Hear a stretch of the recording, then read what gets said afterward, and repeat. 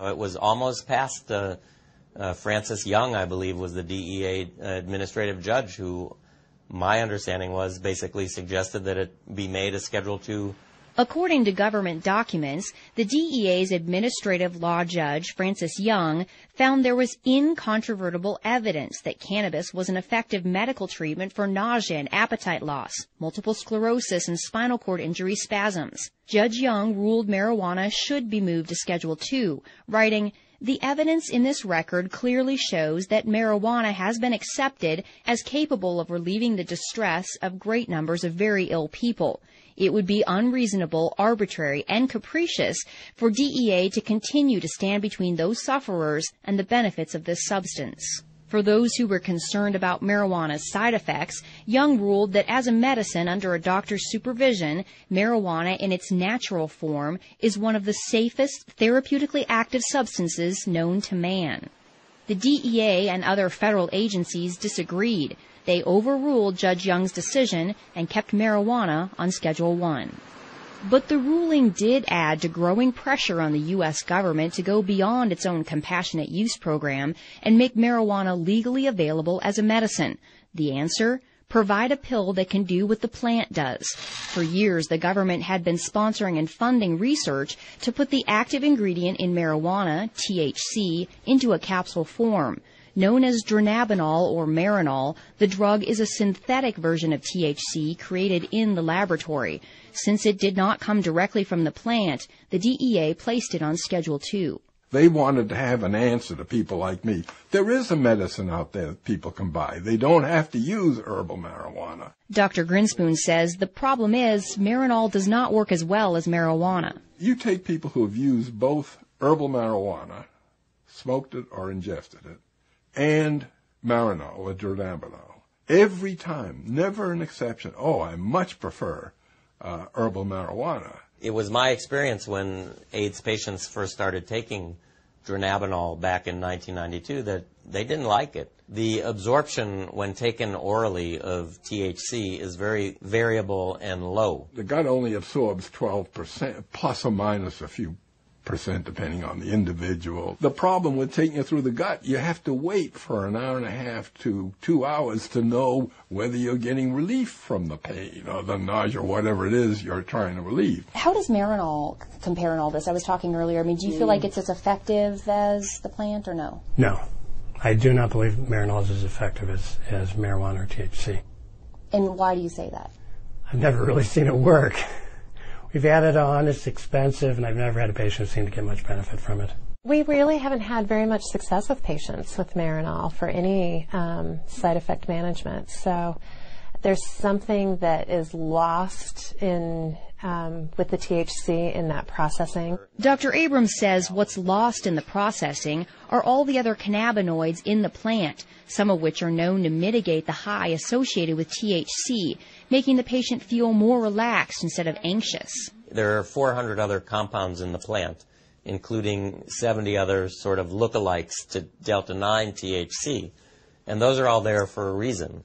They provide balance, if you will, the yin and the yang, and, my opinion that you lose that balance when you remove the single most psychoactive component from the plant and use that as a pharmaceutical. I've used Marinol on some patients selectively. I've not had any problem with Marinol. Dr. Voth says while he's not overly impressed with Marinol, he would rather have patients take a pill. He says telling a patient to smoke an illegal plant is substandard medicine. I treat a lot of sick patients with all sorts of different pain and neuropathic disorders and cancer, etc.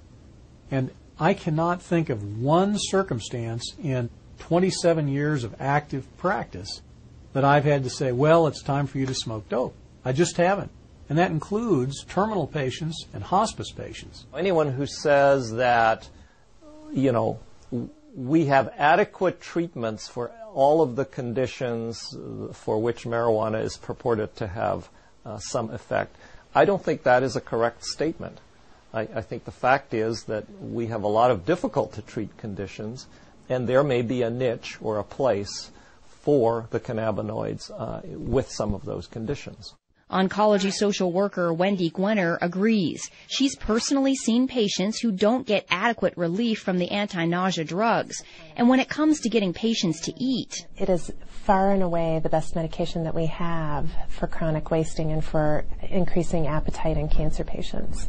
There's probably nothing that works as well for appetite stimulation that we have as marijuana. But Dr. Hensoldt says cannabis does have one side effect that certain patients don't like, namely the high. Most of the side effects I worry about with patients are really the euphoria and the altered sense of consciousness that people get, and whether they'll tolerate that or not. Generally, you'd consider a high as an adverse effect. So that adverse side effect for people who don't want to be high is really a problem.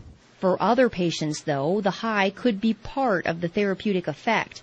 A 1999 U.S. Institute of Medicine report on marijuana found the drug's anti-anxiety and sedative effects could be a benefit. I can't convince myself that the psychoactive part doesn't play a part. If they feel good, that's terrific. But does feeling good lead to addiction?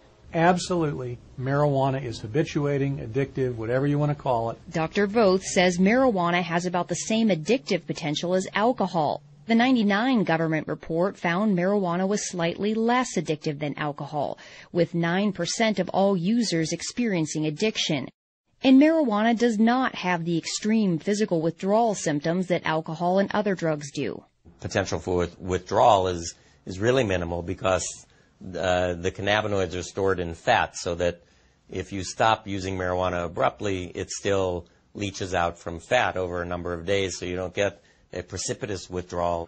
Regardless of the mild withdrawal symptoms, Dr. Voth believes marijuana's side effects and its addictive potential are just a few of the factors that make it unattractive for drug companies to research. I think it's very unlikely that marijuana will ever make it through the FDA. It's the fact that you're smoking dope, that you're smoking a plant. You're smoking something with 488 substances in it.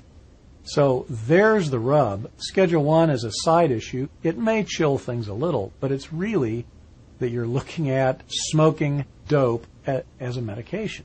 Dr. Voth is not the only one concerned about smoking. The 1999 Institute of Medicine report says smoked marijuana is a crude THC delivery system that also delivers harmful substances. There's a lot of things that have hit the literature that have talked about head and neck tumors, for instance, oral tumors, lung cancers even. The Institute of Medicine found that marijuana smoke can deposit up to 4 times the amount of tar in the lungs of a cannabis smoker as a tobacco smoker.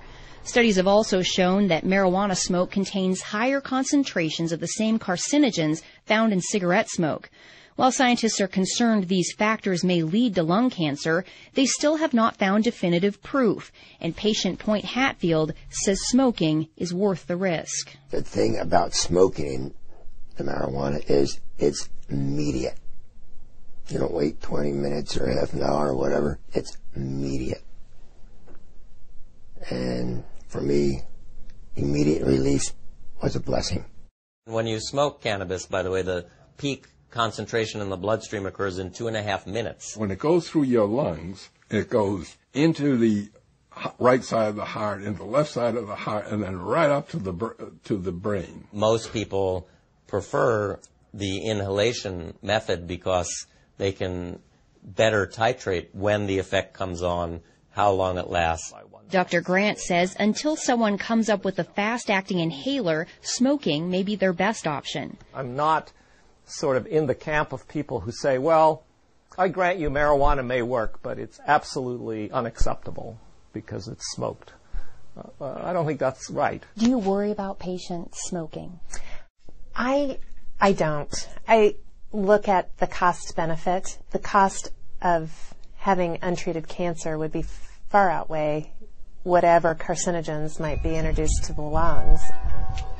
Even Irvin Rosenfeld, a patient who smokes 10 to 20 marijuana cigarettes a day, doesn't waste any time worrying about the smoke. No. Why not? First of all, I have over 200 tumors in my body that could go malignant. I should live so long as to die of lung cancer. Okay. A 2006 lung cancer study funded by the National Institute on Drug Abuse gives Rosenfeld even more to smile about. Researchers unexpectedly found that chronic, heavy marijuana smokers not only had no increased risk of developing lung cancer, but they actually had a decreased risk. Marijuana contains anti-inflammatory, antioxidant, and probably anti-cancer compounds in it. This is where the complexity of the plant is both a blessing and a curse. With dozens of cannabinoids and hundreds of other compounds, it's difficult to pinpoint the source of the beneficial effects found in the smoking study. There are challenges in doing research on something that has, 150 different chemicals in it. Critic Dr. Eric Voth believes the true medical potential of cannabis lies in targeting some of those chemicals, not smoking the entire plant. There are elements in the cannabinoids and various cannabinoids that have a lot of positive effect and very little addictive or high causing effects. Scientists have managed to isolate and focus attention on one of those. It's called cannabidiol, and next to THC, it's one of the most abundant cannabinoids in the plant. CBD is cannabidiol, which is another cannabinoid like the main psychoactive ingredient, but instead of getting people high, CBD seems to be a very potent anti-inflammatory and analgesic. So it relieves pain and decreases inflammation. But what I'll